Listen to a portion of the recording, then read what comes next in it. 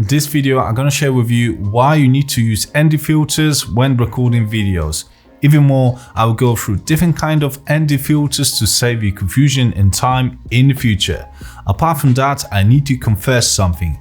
This video follows my recent video fail where my messed up settings with a wrong ND filter destroyed my video.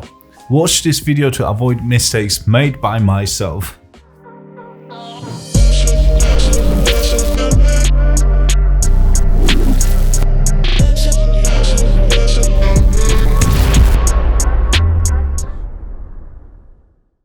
Welcome everyone, my name is Peter Kulik and I'm here with Hustle Videos where we discuss video producing content and ways to appear on YouTube.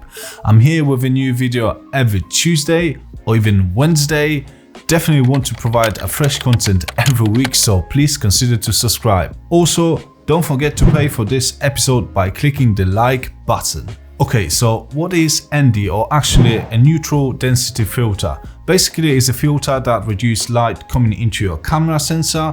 That is pretty simplified definition, but you can even say it's a kind of a pair of sunglasses placed on your lens. There are generally two kinds of those filters. The square one, which requires a special mounting but can be used with different kinds of lenses or size of lenses, although not most practical but can save you money in the long run. This is simply because another type of ND filters is a filter made specifically for a lens thread.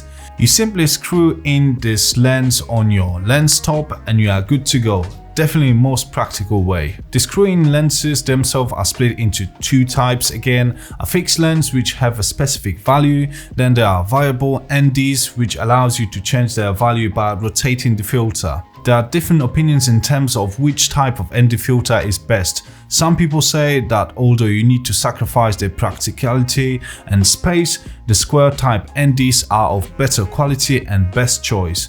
Other people value their time and prefer more practical screw-in filters. This is actually a good choice when you only have, let's say, one or two lenses that you normally use. Then a variable ND filter allows you to have few types of filters placed on one. Some people are questioning quality of variable ND filters, but at the end of the day, the choice is yours. But why you actually need such filter? I'm not talking about photography today, and let's leave that for another topic. However, there are separate rules in cinematography. Unless you are recording some action scenes or want to create so-called Saving Private Ryan effect with a high shutter speed, you normally double up your shutter. This is simply to achieve this cinematic blur effect and not jittery moves. Let's say you are recording in 24 or 25 frames per second, so your shutter speed will be 150. If you do 60 or 120 frames per second slow-mo, then you set your shutter speed at 1 to 120 or 1 to 240 respectively. Anyways, when you have your typical 24 frames per second footage with a low shutter speed of 1 to 50 combined with a shallow depth of field, in many cases your image will be overexposed. This relates to harsh light situation. As such, during a sunny day, your lens would cry for a proper pair of sunglasses. Same as with UV value on sunglasses, you have a choice of different ND filter values called stops.